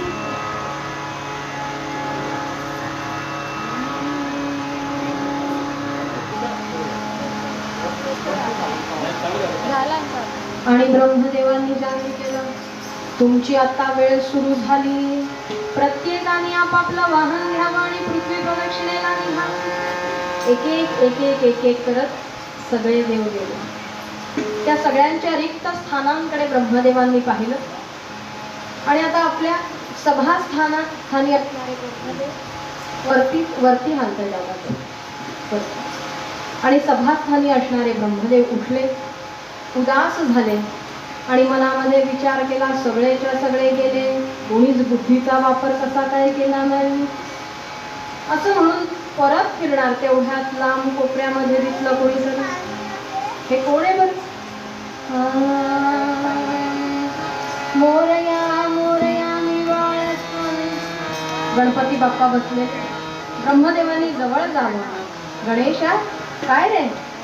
नेत्री दोन हिरे प्रकाश पसरे, अत्यंत ते साजिरे, माथा शेंदरे वरिवरे, दुर्वांकुरांचे तुरे, माझे चित्त विरे मनोरथ पुरे, देखो निचिंता हरे, गोसावी सुत वासुदेव कविरे, त्या मोरयाला स्मरे मंगलमूर्ती मोरया. ब्रह्मदेवांना मनामध्ये आनंद झाला. गणेश गेला नाही म्हणजे त्याला माझ्या बोलण्यातला अर्थ कळला की काय? ब्रह्मदेव विचारतात, गणपती तू गेला का नाहीस? तुला अग्रपूजेचा मान नको आहे का? आणि बुद्धिमान असणाऱ्या गणेशांनी उत्तर द्यावं, असं कसं होईल? अहो, मला सुद्धा अग्रपूजेचा मान प्राप्त करायची इच्छा आहे, पण ब्रह्मदेवा तुम्ही काय सांगितलं की तुम्ही बुद्धीची परीक्षा घेताय. परीक्षेचं स्वरूप काय सांगितलं तर पृथ्वीला 3 प्रदक्षिणा करून जो पहिला येईल तो बुद्धिमान ठरेल. परीक्षेचं स्वरूप पृथ्वीला 3 प्रदक्षिणा करणं आहे, पृथ्वीला 3 फेऱ्या मारणं नाही. ही काय पळायची स्पर्धा आहे का काय? तुम्ही शब्द वापरलाय प्रदक्षिणा.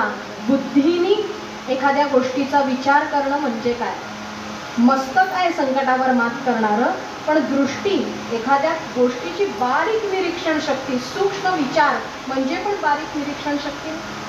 आणि गणेश म्हणाले, ब्रह्मदेवा तुम्ही पृथ्वीला 3 प्रदक्षिणा करून लवकरात लवकर पहिला येईल त्याला अग्रपूजेचा मान देणार आहात. मी चाललोय म्हणाले प्रदक्षिणा करायला. ब्रह्मदेवांना आनंद झाला. कशाचा आनंद? मी बोललो ते काहीतरी ह्याला कळलं म्हणून, म्हणजे मी सांगितलंय ते समजलं म्हणून हा थांबलाय. थांबण्याचं कारण वेगळं नाही आहे. बाकी सगळ्या देवांची वाहनं वेगवान होती हो. गणपती बाप्पाचं वाहन उंदीर. आधी ब्रह्मदेवांना वाटलं वाहनाची याला भीती वाटली म्हणून गेला नाही का काय, पण गणेशाचं वाहन उंदीर असावं हे सुद्धा बुद्धिमत्तेचं लक्षण आहे. मोठी गोष्ट मोठ्या गोष्टींनी पुढे नेणं हा शक्तीचा विषय झाला, पण मोठी गोष्ट छोट्या गोष्टींनी पुढे नेणं हा बुद्धीचा विषय. गजानन बुद्धिमान आहे. यात काही वेळेला काय असतं, माणूस कशासाठी थांबलाय हे आधी संशोधन करून शोधावं लागतं. कीर्तनाला सगळे येतात, ते कीर्तन ऐकायला येतात का? कोकणामध्ये एके ठिकाणी कीर्तन 9 दिवसाचं नवरात्र, कुणीच कीर्तनाला नाही. म्हणून मगाशी कुणी नव्हतं तर मला भीती वाटत नव्हती. सवय आहे. बुवा आता म्हणतात आकाशवाणीत कीर्तन करणाऱ्या सगळ्यांना सवय असते म्हणाले, कारण आकाशवाणीवर कोणीच नसतं. तिथं कोणीच नव्हतं 9 दिवस. शेवटच्या दिवशी एक मनुष्य जो बसायचा ना कीर्तनाला, त्याचा मी सत्कार केला. म्हणलं, काका अहो तुम्ही रोज 9 दिवस कीर्तनाला बसत होता म्हणून मी कीर्तन करू शकले. किती तुमचं कीर्तनावर प्रेम आहे. ते म्हणाले, प्रेम वगैरे काय नाही, तुझ्या सतरंजीवर उभी राहत होतीस ती माझी होती. मला झोपायला घरी लागते, तुझं कीर्तन झाल्याशिवाय मी झोपणार कशावर म्हणून थांबत होतो. कीर्तनाला थांबलेत का कशाला थांब? तसं गणेश नक्की थांबलाय कशाला? त्याला मी बोललोय त्याचं वर्म कळलं म्हणून थांबलाय का? तर बरोबर होतं. गणेश म्हणाले, ब्रह्मदेवा ही बुद्धीची परीक्षा आहे, पळायची शर्यत नाही आहे. पृथ्वीला 3 प्रदक्षिणा लवकरात लवकर करा. असं परीक्षेचं स्वरूप आहे, मी निघालो म्हणाले परीक्षा द्यायला, असं म्हणून गजानन उठले, ब्रह्मदेवांना सुद्धा नमन केलं पहिलं, आणि मग कुठे गेले असतील तर कैलास राणा शिवचंद्र मणिंद्रमाथा कारुण्य सिंधू भव दुःखहारी तुझ वीण शंभो मज कोणतारी नमः शिवाय नमः शिवाय नमः शिवाय.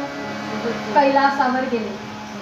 माता पित्याची बंधुनी तीन प्रदक्षिणा त्या ते करुणी गजाननाने सभास्थानी बुद्धिदाते. अर्थात कैलासाहून आपल्या माता पित्यांना 3 प्रदक्षिणा करून आलेले गजानन हे सभास्थानी पहिले आले. अजून कोणतेही देव आले नव्हते. बराच काळ गेला आणि मग एकेका देवाचं आगमन झालं. दमलेले, घाम पुसणारे, हर्ष हुष्य करणारे, प्रत्येकाने वाहन बाजूला ठेवावं, आपल्या स्थानी येऊन बसावं. आणि जो पहिला आला होता ना, त्यांनी पाहिलं तर काय, सभास्थानी, मुख्य सभास्थानी ब्रह्मदेव, आणि मानवामध्ये अजूनही एक जण आहे फक्त. कोण? गणपती बाप्पा मोरया. त्यांनी हसावं, गणेशा गणेशा हल्ला पण नाहीस रे. एक सुद्धा प्रदक्षिणा करायला गेला नाहीस. दुसरा आला, त्याच्या चेष्टेत सामील झाला. तिसरा आला, चेष्टा करायला सुरुवात केली गजानन.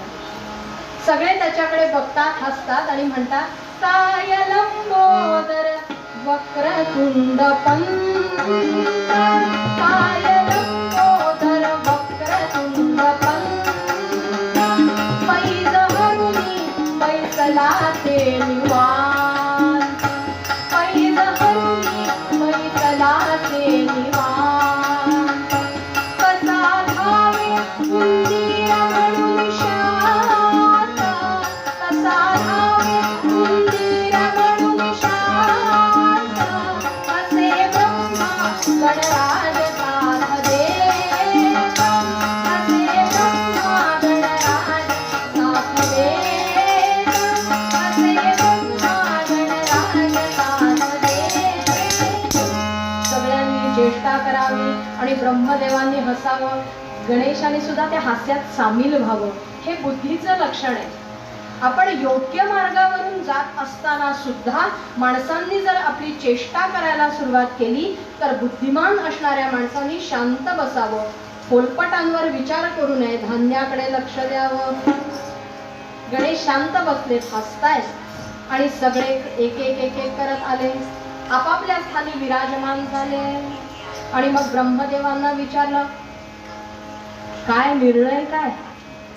ब्रह्मदेव उठले आणि म्हणाले, निर्णय सांगू का निकाल सांगू? मराठीमध्ये बघायला गेलं तर दोन्ही शब्द समानार्थी आहेत, पण वापरायचेच ठरवले तर दोन्ही वेगवेगळ्या स्थानी आहेत. एखाद्याचा निकाल लागतो, एखाद्याचा निकाल लागतो. ब्रह्मदेव म्हणाले, शेवटचा आठवतोय ना नियम, परीक्षकांचा निर्णय सांगू? सगळ्यांनी अतिशय आग्रहाने म्हणावं, लवकर सांगा लवकर सांगा. आणि ब्रह्मदेवांनी निर्णय जाहीर केला, अरे तुम्ही हरला सारे जण. पहिलीच ओळ मगाच्या कीर्तनकारासारखी होती, मी नरकात का जातोय याच्या आधी ते स्वर्गात का चालले. तुम्ही हरला सारे जण, सारे जण. मग विजयी झाला गजानन, अग्रपूजेचा मान, त्या वीण अन्यन कोणा मंगलमूर्ती मोरया. आपण सारे जण हरलो ही बाजूला ठेवा. विजयी झाला गजानन. ब्रह्मदेवा, अहो जागचा हल्ला पण नाही तो. उंदराच्या भीतीने हल्ला नाही का काय माहिती नाही, पण तो जागचा हल्लेला नाही, तो स्पर्धेत उतरला नाही. तुम्ही का म्हणून त्याला मान दिला? नम्रपणे विचारलं फक्त सगळ्यांनी. देवांची सभा आहे.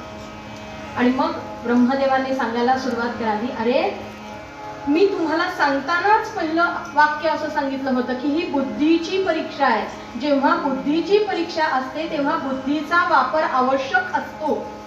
चित्रकलेची स्पर्धा असेल तर रंगकाम आवश्यक आहे ना, चित्र काढणं आवश्यक आहे ना. गाण्याची स्पर्धा आहे, गाणं सोडून सगळं चाललंय, मग उपयोग काय त्याचा? बुद्धिमत्तेची परीक्षा आहे, बुद्धीचा वापर अनिवार्य होता.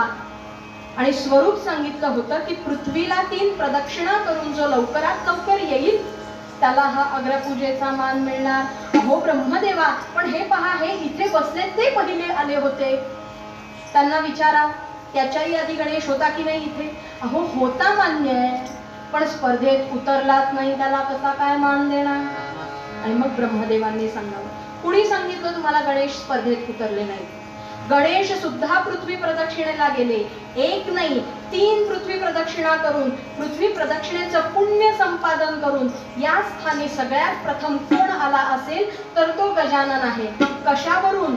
आणि ब्रह्मदेव सांगतात, आपुली माता असे पृथ्वी, पिता भगवान मूर्ती बरवी, तया टाकोनी धावा धावी, वृथा तुम्ही केली. अरे आपली माता असे पृथ्वी, पृथ्वी स्वरूप जर कोण असेल तर आपली माता आहे. पिता भगवान मूर्ती बरवी, भगवंताच्या ठिकाणी कोण असेल तर आपले पिता आहेत. आणि त्यांना बाजूला टाकून पृथ्वी प्रदक्षिणेचं पुण्य पृथ्वीला कितीही फेऱ्या मारल्यात तरी प्राप्त होणार नाही. गजानन इथून उठले, मला नमन केलं पहिलं आणि त्यानंतर कुठे गेले असतील तर ते कैलासावर गेले. आई वडिलांना नमस्कार केला, त्यांना 3 प्रदक्षिणा केल्या, त्यांच्या सहवासामध्ये काही काळ व्यतीत केला. प्रदक्षिणा करणं म्हणजे रोज उठून आई वडिलांना फेऱ्या मारणं नाही. पुण्य संपादनासाठी जर असेल ना प्रदक्षिणा, तर आई वडिलांपाशी राहून मातृदेवो भव पितृदेवो भव या न्यायाने ते पृथ्वी प्रदक्षिणेचं पुण्य पहिलं तिथे आहे. का? माया बापाहुनी थोर नाही कुणी देवा, माया बापाहुनी थोर नाही कुणी देवा, तेच एक तीर्थक्षेत्र जाणीवही ठेवा, तेच एक तीर्थक्षेत्र जाणीवही ठेवा, तेच एक तीर्थक्षेत्र जाणीवही ठेवा.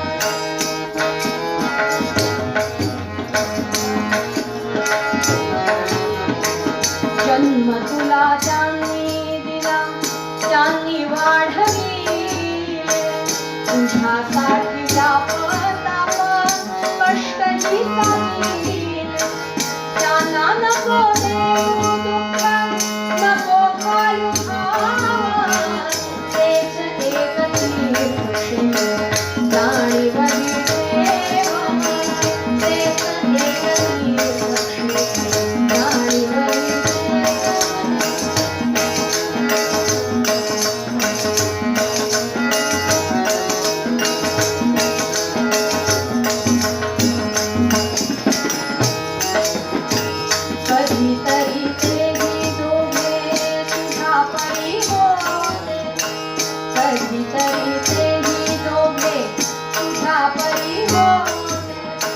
त्यांच्या पाठी तुझी वेड्या पोचणार देश, त्यांच्या पाठी तुझी वेड्या पोचणार देश.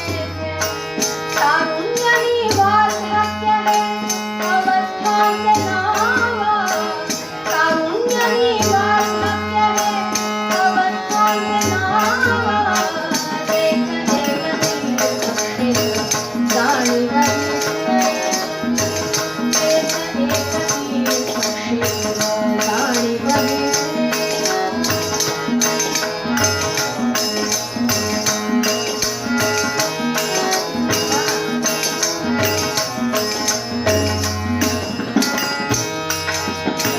पैसा नाही देत प्रेम, नाही देत नाही, पैसा नाही देत प्रेम, नाही देत नाही, त्याच्या पाठी धावताना कुठे तर छाती, त्याच्या पाठी धावताना कुठे तर छाती, तुझे घर देखी तुझे आनंदाचे गावा, तुझे घर देखी तुझे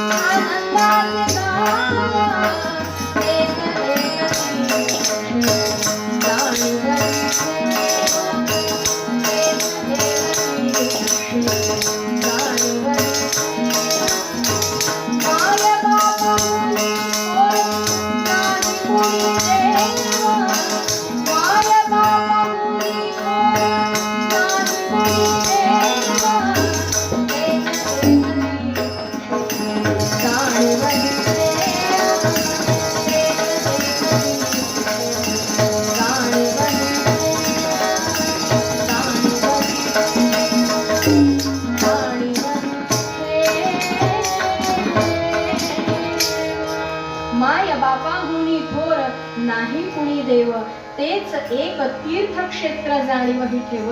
अगदी आताच्या काळातलं जरी भक्तिगीत असलं तरी मातृदेवो भव पितृदेवो भव ही संस्कृती जतन करण्याचा उपदेश यात केला, जो त्या सभेमध्ये ब्रह्मदेवांनी जाहीर केला होता. आणि ते म्हणाले, अशा प्रकारे गजाननाला विजय प्राप्त झाला, कारण आपल्या आई वडिलांपाशी जाऊन त्या ठिकाणी प्रदक्षिणा करून, प्रदक्षिणा या शब्दाचा अर्थ तो कशासाठी असतो तर नतमस्तक जो होतो तोच प्रदक्षिणा करू शकतो, जो नम्र होतो तोच नमन किंवा प्रदक्षिणा करू शकतो. नम्र झालोच नाही तर वाकूच शकत नाही. मोडलो तरी चालेल पण वाकणार नाही, तुटलो तरी चालेल पण वाकणार नाही, असं व्यक्तिमत्व असेल तर आयुष्यात त्याचा काही उपयोग नाही.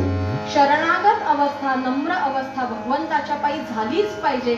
तशीच आई वडिलांच्या ठाई पहिली झाली पाहिजे. आणि म्हणून म्हणाले, पृथ्वी प्रदक्षिणेचं लवकरात लवकर पुण्य जमा करणारा किंवा संचित करणारा जर कोणी असेल तर तो गजानन आहे. आणि म्हणून तुम्ही हरला सारे जण, सगळे देव आपापल्या जागी उभे राहिले, सगळ्यांनी टाळ्यांचा कडकडाट केला आणि सगळे म्हणाले, विजयी झाला गजानन, अग्रपूजेचा मान द्यावे. सगळ्यांनी मिळून हा निर्णय मान्य केला आणि सगळे म्हणू लागले की खरंच आहे, ज्याच्याकडे बुद्धिमत्ता आहे, ज्याच्याकडे शक्तिमत्ता आहे, पण या नुसत्या दोन गोष्टी असून उपयोगाच्या नाही. शक्ती होती ना, मंगलमूर्तीकडे धावत जाऊन प्रदक्षिणा करून आला असता पहिला, त्याच्याकडे शक्ती आहे. पृथ्वी प्रदक्षिणेचं पुण्य आई वडिलांपाशी पहिलं मिळतं हे ज्याला माहिती आहे, इतकी बुद्धी आहे. पण आपल्या संस्कृतीमध्ये नुसती बुद्धी आणि नुसती शक्ती इतकीच पुरेशी नाही, तर बुद्धिमत्तेबरोबर आणि शक्तिमत्तेबरोबर नीतिमत्ता सुद्धा जपली पाहिजे, तरच पूजा. आणि म्हणून कोणतंही मोठं काम करण्यापूर्वी मला माझ्या आई वडिलांची आठवण पहिली झालीच पाहिजे, कारण त्या पुण्याईवर मी सारा आयुष्याचा डोलारा उभा करणार. ही नीतिमत्ता सुद्धा गजाननाने दाखवली. ब्रह्मदेव म्हणाले, अरे अग्रपूजेचा मान मिळो न मिळो, परीक्षेमध्ये यशस्वी होवो नाहीतर अयशस्वी हो, स्पर्धेमध्ये उत्तीर्ण होवो नाहीतर विजय प्राप्त होवो नाहीतर पराभव होवो, काहीही झालं तरी चालेल, पहिला नमस्कार माझ्या आई वडिलांना केल्याशिवाय मी घराबाहेर पडणार नाही. इतकी नीतिमत्ता सुद्धा तुमच्या कोणाच्या लक्षात कशी आली नाही?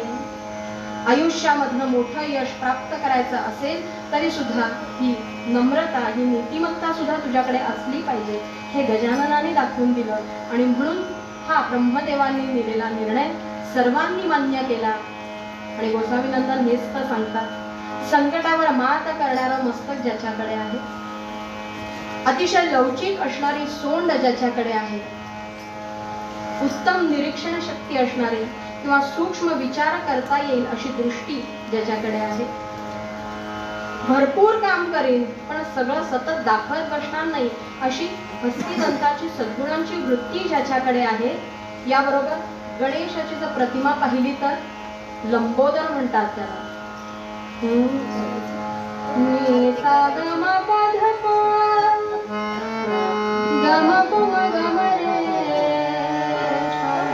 भैरवी वाजत राहिली की तुम्हाला बरं वाटेल, संपायला आलं. हे नुसतं गजाननाचं गजमुखाचं दर्शन मगाशी घेतलं, पण त्या गजाननाकडे पाहिल्यावर एक लक्षात येईल, लंबोदर येतो. आपल्या भक्तांची अनेक पाप, अनेक चुका पोटात घालून घालून तसा झाला. आणि तो लंबोदर असणारा, सतत मुखावर हास्य असणारा, ज्याला लाल फुलं जास्त आवडतात, कारण ती युद्धाची पण देवता आहे. गणेश ही युद्धाची देवता आहे. गणेश पुराणात अनेक कथांमध्ये गणेशाने केलेली युद्ध आहेत, अनेक राक्षसांना मारले, ती युद्धाची ही देवता आहे. दुर्वा त्याला खूप आवडतात, कारण असं म्हणतात की दुर्वांचं सेवन केलं तर बुद्धी वाढते. हा आयुर्वेदाच्या अभ्यासाचा विषय, डॉक्टरांसमोर तर अजिबात बोलतो. पण प्रत्येक गोष्टी मागे आपल्या संस्कृतीमध्ये काही ना काहीतरी कारण आहे. आणि अशा सगळ्या सद्गुणांनी युक्त असलेला गजानन, ज्याच्याकडे बुद्धी आहे, शक्ती आहे, पण या बरोबरीने अत्यावश्यक असणारी नीतिमत्ता सुद्धा ज्यांनी दाखवली, असा हा गजानन. आणि म्हणून त्याला अग्रपूजेचा मान प्राप्त झाला. आणि अशा अग्रपूजेचा मान प्राप्त झालेल्या गणेशाचं जर ध्यान केलं, गणेशाचं जर दर्शन घेतलं, गणेशाचं जर नाम घेतलं, तर आपल्याला का नाही विजय प्राप्त होणार, का नाही यशाच्या शिखरावर आपल्याला बसता येणार. पण त्यासाठी त्या सद्गुणांचा ध्यास मात्र लागला पाहिजे. हे सांगताना मूळ पद्यामध्ये थोर गणेश भक्त गोसावी नंदन म्हणतात, देव गजानन ध्यायी प्राण्या, देव गजानन ध्यायी प्राण्या, देव गजानन ध्यायी. शांती पावला भवश्रम गेला, तेच भगवान प्राण्या, देव गजानन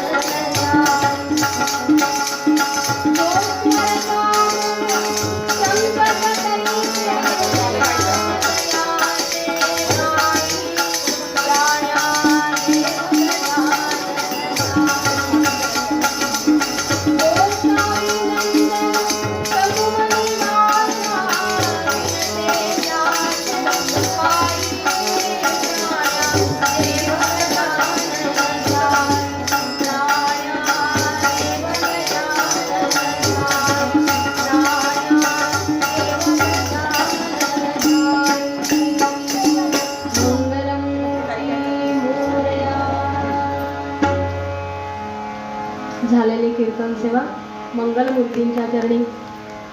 गजानन महाराजांनी सुद्धा तेच नाम स्वतःला घेतलं. अशा दोन्ही गजानन रूपांच्या समोर ही झालेली कीर्तन सेवा मी नम्रपणे समर्पित करते. या नगर विभागामध्ये माझं एकदा शाळेमध्ये व्याख्यान झालं होतं समर्थ विद्या मंदिरमध्ये, आणि कीर्तनाला मात्र मी या ठिकाणी पहिल्यांदा आले. मागच्या 1-1.5 महिन्यापूर्वीच आपले बुवांनी या कीर्तन महोत्सवाची सुरुवात करून दिली. आता ती इतकी सुरुवात सुंदर झाली होती. मी दादांना म्हणलं होतं अतिशय अजून एक सुंदर कीर्तनच पहिल्यांदा ठेवा. तर खूप मोठी परीक्षा. पण असं आहे की आपल्या गुरूंनी जो कार्यभाग सुरू केला त्याची काही ना काहीतरी एक छोटी सुरुवात म्हणून करावी या दृष्टीने ज्यांनी मला या ठिकाणी कीर्तनासाठी बोलावलं त्या सगळ्या समितीतल्या सगळ्यांचे सदस्यांचे आभार. माझ्या कीर्तनाला उत्तम साथ करणारे. कीर्तन हे नेहमी साथीदारांमुळे रंगत असतं. रथ दिसतो पुढे पण चाकभार महत्त्वाचे असतात. या दोघांनाही वंदन करते. माझे कीर्तनाचे गुरु राष्ट्रीय कीर्तनकार चारुदत्त बुवा आपले, त्यांना या नारदांच्या गादीवरून वंदन करते. माझे दोन्ही घरचे कुटुंबीय ज्यांच्यामुळे ही कीर्तन सेवा चालू आहे. गौरी विसर्जन झालं आणि एकही तिथलं पुढचं काम न करता मी इथे निघून आले. घरचं सगळं घरची मंडळी आवरत बसली, पण अशी साथ असल्याशिवाय हे शक्य नाही. त्या सगळ्यांनाच या नारदांच्या गादीवरून वंदन. या ठिकाणी माझी सोय ज्यांच्याकडे झाली त्या सगळ्यांना वंदन. या सगळ्यांची कुटुंबीय, कारण एकटे येऊन उपयोगाचं नाही, बरोबर सगळे कुटुंबीय असतील तरच हा रथ पुढे जातो. त्या सगळ्यांना वंदन. समोर बसलेल्या सगळ्या जगदीश मूर्ती असलेल्या श्रोत्यांना माझं वंदन. आणि आज या ठिकाणी कीर्तनाला विराम करूया. झाले कीर्तन शेवट गोड करा, मनी करा श्रीरामतीच्या मोहरा. कीर्तन रंगी वाजव करताळी, नाम घोटे पातक होय होळी. येथून कल्याण साम्राज्य सुखराशी, अवघे उठा ओवाळा रंगवासी. हे चिदानंद देवा देवा तुझा विसरण भावा, गुण गाईन आवडी हेची माझी सर्व दूर. सलगे मुक्ती धन संपदा नंदन देवा, वामणे गर्भवासी तुझे दादा प्रिया.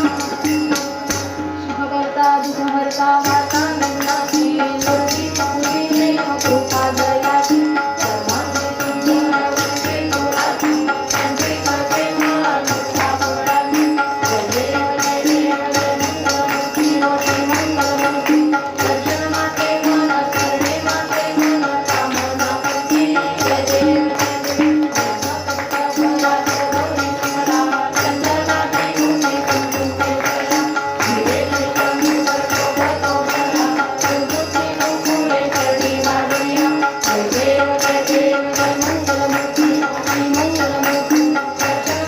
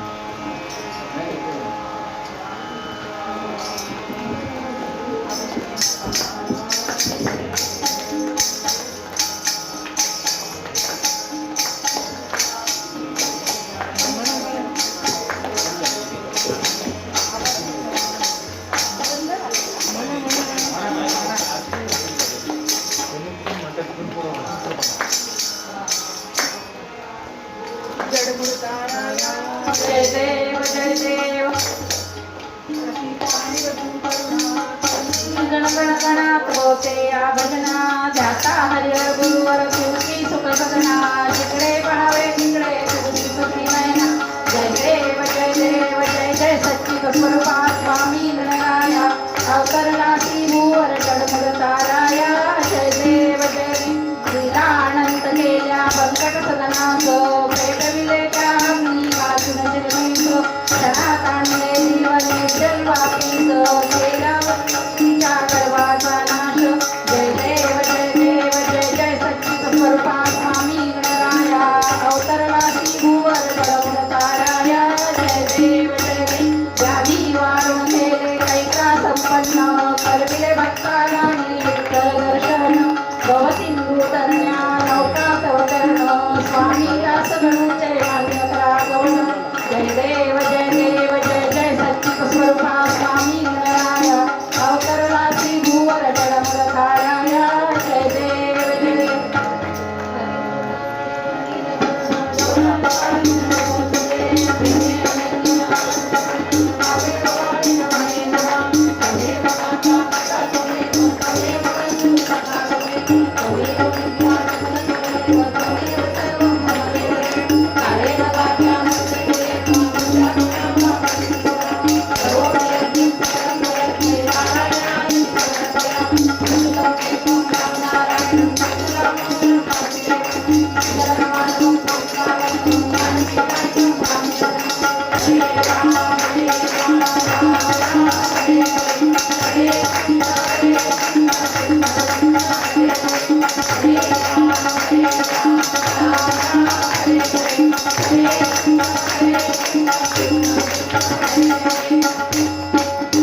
सदा सर्वदा योग तुझा करावा देवारी देह माझा पडावा प्रेक्षू नको मनमानसा रघुनायका देहेची आता उपासनेला दृढ चालवावे देव संतांची सदा नमावे सत्कर्मयोगे वय घालवावे सर्वांगी मंगल बोलवावे धर्माच्या करिता आम्हास जगती रामाने वारिले ऐसे जाणून राम भक्ती करिता ऐश्वर्य हे लाभले आता धर्म सभा तुम्हा